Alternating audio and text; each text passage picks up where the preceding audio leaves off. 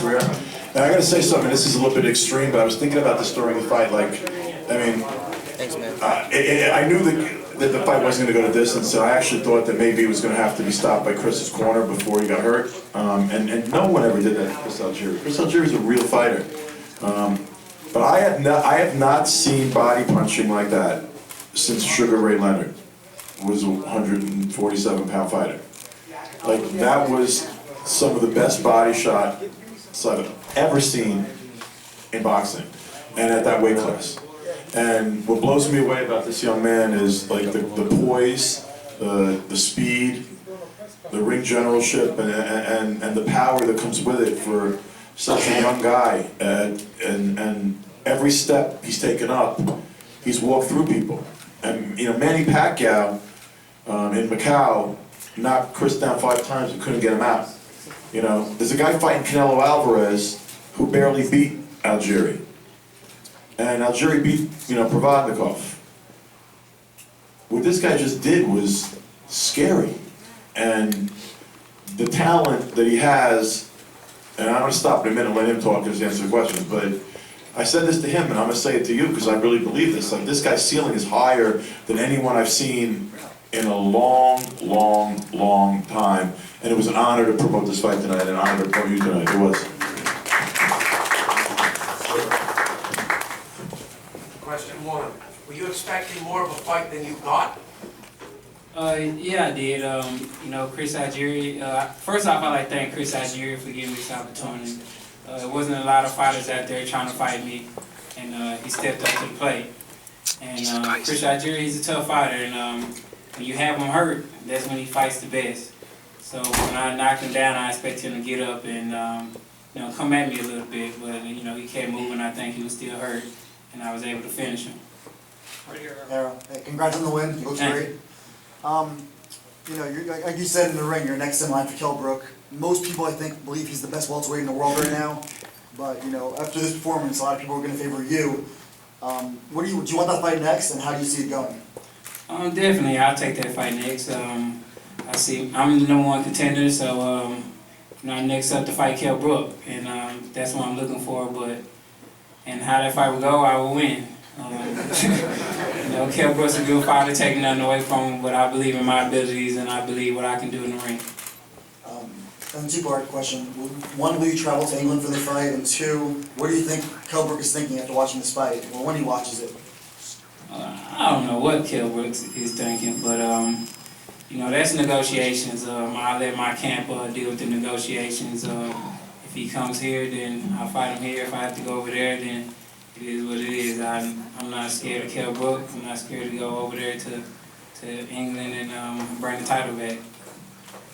Errol, over on your right, Chris Algieri survived 6 knockdowns against Manny Pacquiao, but he couldn't take your power tonight. What do you think that shows when you compare those 2 fights, and how much did you watch the Pacquiao fight preparing for this one? I'll say that again. How much did you watch the Pacquiao fight to prepare for this one? And also, what does it say that Algieri couldn't stand up to your power, but he got up 6 times against Pacquiao? You know, it goes back to what my coach said. You know, Manny Pacquiao, he's a hard puncher. You know, he's quick, but you know, he lacks fundamentals, and that's what I'm big on. I'm big on fundamentals. I can cut off the ring. I can throw. I can vary up my punches. You know, that's something that you know, Manny Pacquiao can't do. He can't cut off the ring. As you see with Floyd, and as you see with Chris Algieri, when Chris Algieri got hurt, he was able to move and, you know, recover. I didn't allow Chris Algieri to do that. Back here. Hey, Errol. Straight. Right here. Okay. Congratulations. So, that was impressive. My question for you is, you know, as Greg said about Pacquiao, one thing that Lou said after the fight was not only does he believe that you would beat Pacquiao and basically every other welterweight out there, he said Mayweather ain't coming back out of retirement to fight this guy. And not only does he think that you are already one of the very top welterweights, but one of the top guys pound for pound even perhaps after this type of performance and looking at your potential. So on the scale of, some people still consider you a prospect coming into the fight. Other people, like Lou now saw what you just did to Algieri, think that you're, you know, right on top of the sport. Where do you think you are in relation to, that's a pretty wide array of stuff, but how do you think you stack up in that landscape? I think I'm in the mix with everybody. I'm in the mix. I think I'm in the top 5. I'm in there with likes of Kell Brook and Keith Thurman, Sean Porter, Danny Garcia, and the rest of those guys. I'm right there. And I'm the number 1 mandatory for Kell Brook, so hopefully we can get that in real soon. I was gonna ask you how quickly, and well, put it like this, do you think that your next fight can be for one of the world titles, whether it's against Kell Brook or one of the other champions that are involved with PBC and Al Heyman? It could be, but if it's not, hopefully later on in the year I get to fight Kell Brook. But I have to talk with my team, and I'm in no rush. Right over here. Given that this is a year when a lot of welterweights are in action, we started out with Kell Brook, Danny Garcia winning, Jesse Vargas, obviously Pacquiao, Bradley, and those guys, and now this follows up with Thurman and Porter. How much does this performance, Lou, any of you guys can answer, change the narrative for that fight and every other fight? I mean, this is right in the middle. You make this statement, you don't even have a title. I'll let Lou answer. No, you answer too. I'll let him answer first. I mean, first of all, I don't think Kell Brook even want any piece of this. I mean, honestly. And I was like, I'll be honest, I was a little shocked tonight. I mean, I thought he was going to win. I mean, I sort of like, I have great respect for Chris, you know. And I know Chris very well since a kid. I mean, you know, and Chris has never gotten steamrolled. Like, no one's ever run through him like that, ever. You know, is there anyone in this room thinks that would be a prohibitive favorite over him? Anyone? Anyone? I don't think there's anyone. That's pretty amazing for you know. I remember when he came out of the Olympics and Al signed all these like Olympians, and like, I'll be honest, this is the truth. I called Al and I said, I don't think that much of like most of the Olympians, but this one kid is pretty awesome. And I thought that when he was an amateur, but the progression he's made as a pro, and the poise, and you know what too, like, here's another thing I love. The guy's humble. I mean, he's not like very like talkative, crazily like loquacious guy. He doesn't like waste words, you know. But you also just heard him say the truth. He ain't afraid of anybody. No one you're gonna put in front of him that he's gonna think he can't beat. And after what you just saw, there's no one in the room. I know this. There's no one in this room who doesn't know enough about boxing that they know that this man is not live. This man has the potential to beat anyone in the world today. Anyone. And then you can answer the question. Can we still say that the Porter-Thurman fight or the Brook fights were to determine the best welterweight now that you did what you did?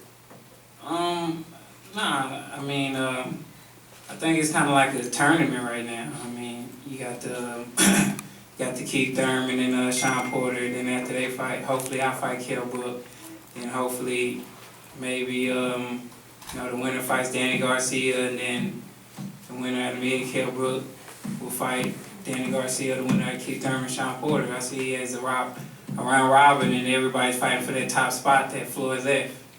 That's a very intelligent answer, because you look at it like, whatever you think of Danny Garcia, I happen to be a big fan of Danny Garcia, because whatever like shortcomings he has, and like as vulnerable as he looks, he always finds a way to win. Always finds a way to win. And then Thurman and Porter, which is going to be in this building on June 25th, and another show that's going to be it's going to be top to bottom as good as this show was tonight. That fight's awesome. You know, it really is. I mean, it's like, I don't know who's going to win, and most people don't know who's going to win. And for the time being, right now, that's the best fight you can make in the welterweight division right now. And that's happening June 25th. I'm sure he's going to be sitting ringside. You know, but then the winner of that fight is going to have to look down in the crowd and see him. Right here, Errol, you talked about your fundamentals being important to you, and Lou talked about your development since the Olympics.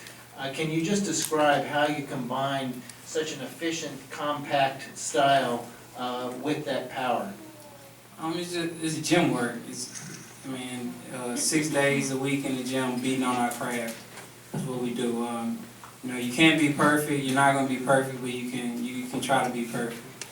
And my coach stays on me. He's a pain in the butt sometimes, but he stays on me every day in the gym, even when I'm sparring. If I do any little thing wrong, he's automatically fixing and telling me what I'm doing wrong. No matter if I'm hitting the bag, shadow boxing, playing around, he you know, he fixes everything. So, you know, we just work in the gym, work hard, stay focused, and you know, work on trying to be perfect. Errol, Chris Connor here with Fight City here. So what do you feel you need to improve on to beat, you know, Keith Thurman's, Danny Garcia's, the guys who are that complete fight? You're beating the guys beneath you, you're beating guys who are that one level below you. What do you feel you need to improve on to beat the world champions? You said what again? What do you feel you need to do to improve your game to become? Danny Garcia? I just need to keep doing what I've been doing, like I did tonight. You know, I proved that I'm there with Keith Thurman and Amir Khan and Shaw Porter and Manny Pacquiao, because I put on a performance that Manny Pacquiao didn't do and Amir Khan didn't do. They didn't stop Chris Algieri. A lot of people are gonna pay $79.95 to watch Canelo Alvarez fight Amir Khan. You saw Amir Khan fight Chris Algieri. He was running. You saw Errol Spence fight Chris Algieri. You know what chance that would give Amir Khan with Errol Spence? This. 0. 0. Earl, a lot of people, right here, Mr. Gibbs with the boxing voice, a lot of people, Earl, asking you about the winner. Over here. They're asking you about the winner to Keith Thurman and Sean Porter, but you know that both Ken and Thurman have been very adamant about you not having the resume, you not having the opponents that would entice them to get in the ring with you. What sort of statement does today's win send to those particular two gentlemen that have been very vocal in the media? I think it was a big statement, especially on behalf of Keith Thurman, because I mean, the only notable win Keith Thurman really has is Robert Guerrero. And what would happen if this for man like 8 years. I've been pro for 3.5 years. What would happen if this man fought Robert Guerrero? Now, you knocked Guerrero out. No, anytime he would have knocked him out. Anytime. There wasn't a moment in Guerrero's career that this man would have knocked him out. Question for Coach. How impressed were you with Errol's ability to slip and slide in the pocket on the inside and deliver punches from both sides while also tying up Algieri? Well, not so much impressed. I was just pleased that he had done what we prepared to do. I mean, we work on these things in the gym, and say like in the third or fourth round, I told him to throw more jabs, get back to the jab, and control the distance in his range, because it'll make Chris start to reach. And when you start to reach, that's when those bigger shots start to land, because you have to get him to relax a little bit. He was bracing up, blocking the shots with his elbows and his arms, but when he used his distance and his range, you saw that he was able to hit the shots over the top and counterpunch it. Derek, with this fight, you use the comparison to Pacquiao a lot. Can you just elaborate a little on that and be specific as to why you think Earl is technically more sound than Manny Pacquiao, especially now after the win? Well, it's not so much about using it. You saw how he fought Pacquiao, and I really chose not to really look at the Pacquiao fight, but I did watch it, and Pacquiao is a very fast and very strong puncher, but he has no skills, he has no fundamentals, didn't have a jab, so no defense. So that's the difference in what you saw when you have a guy who can just walk in behind a jab, is because he has defense. You know, he didn't have to move around and set up. He has defense, so that I believe that's the difference. Is that, I mean, not to say anything harsh about Pacquiao, but that's the truth. If you watch boxing, someone got to watch every inch, every bit about everything, because I'm in school all the time. You always got to be in school on it. And I watch these fighters and I see exactly what they do. And that's the difference with Errol, is I make sure he keeps his hands up high, works his jab, and we work on different types of things that once he's in the ring, he can make small little adjustments, a step here, step there, to kind of get out of the way and land the counter shot. Any other questions, y'all? One for Lou DiBella, Robert Brazil, Real Combat Media. Now, there's a second side to this whole fight. As you know, in the workup to this fight, Chris Algieri has been loud about his promotional problems with Joe DeGuardia. You got nothing to do with me. I understand that. Also, it's been said that he had to lose too much weight for this fight. Do you think that his I contractual? don't know, he was a 40 pounder, this fight was a 47. If he had to lose too much weight, then he shouldn't eat as much. Do you think that this combination of factors might have affected Algieri in the sense that maybe he didn't want to be there? Because it looked a lot like he didn't want to be there. Let me tell you something, he's a real fighter. He didn't, it wasn't that he didn't want to be there, he simply tonight fought a better fighter. Thanks, everyone. Have a good night. Thank you.